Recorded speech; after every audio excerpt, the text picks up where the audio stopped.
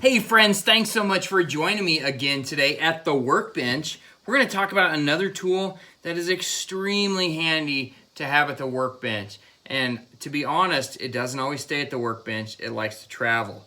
So let's do a little seek and find.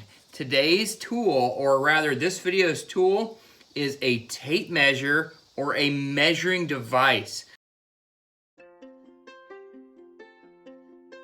So go ahead and pause the video and look for the measuring device somewhere in here. Okay, thanks for pausing it and doing your seek and find. Okay, we have two measuring devices here. One is a ruler. Super hard to see, I know. That's not where this thing's gonna stay. I'm in the process of putting things up permanently. This thing, I think, will stay right here against the back wall because I use it so frequently. So it'll probably stay right here. I could just go like that even. So there's the ruler. The tape measure is right here. This tape measure gets used very often, every single day. A lot of times it gets taken. I put it on my pocket and walk away with it. But a tape measure and a ruler are super handy to have at the bench. And I want to show you how to read a tape measure. Okay, so you might already know this, and that's awesome. You might not. So we have tape measures that are in inch increments here in the US. You probably have metric everywhere else, but we have inch measurements. Now this one, I actually don't like it, but students like it quite a bit because it has the fractions right here. Let's see if it'll focus in there. It's really not wanting to focus. Well, let's see if that works. So it has the fractions, and I don't like it because that's not how I learned. I learned on a tape measure like this, where you just see the lines, not like this, where you have the fractions. But new people to building and new tape measures, they like this one. My students like this type, so we get a lot of those so they can learn. So we have inch measurements. So right here we have this little hook. See how that thing moves? It moves a little bit. That's a good thing. You want it to move. The reason it moves is so you can butt that tape into a corner and get a true measurement, or you can hook it on a board and it'll give you a true measurement as well. It's the same measurement. So you can push it against, or you can pull. If something has happened and someone has made that to where it won't move, I'd get a new tape. So when you read this, you read the whole numbers first.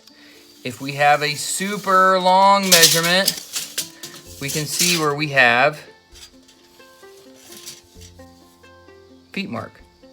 So after such a measurement, we'll have the feet and the inches. So we can see we have 60 inches, 5 foot, okay? So we also have these red numbers. Those red numbers correlate to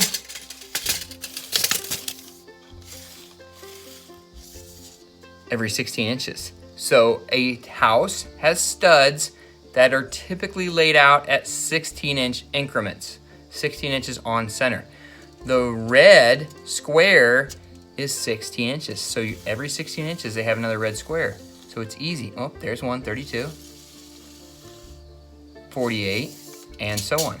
Now, there's one other mark on here that's a little bit different.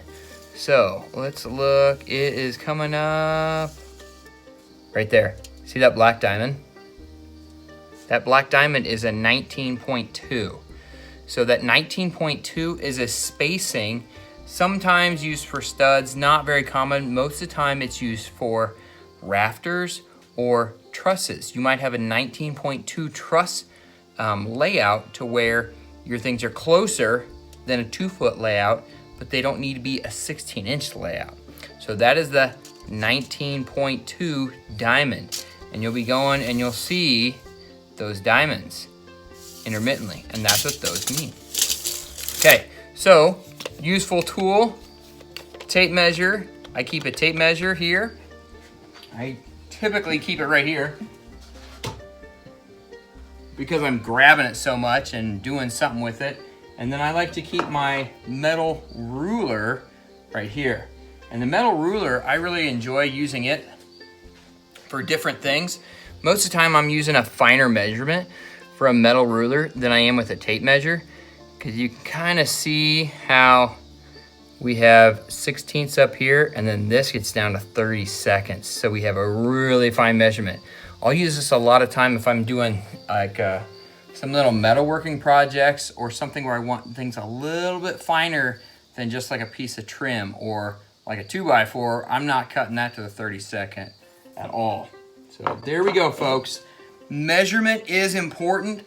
Learn how to measure, learn how to use a tape measure, and the best way to learn how to do it is figure out how it works first and then just use it a bunch, just like riding a bike. When you're first starting out, you need to ride a lot. All right, folks. Thanks so much for watching. I appreciate the view. Make sure to work hard in whatever you're doing. Work hard at the bench, at your job, at whatever you're doing. And thanks for watching.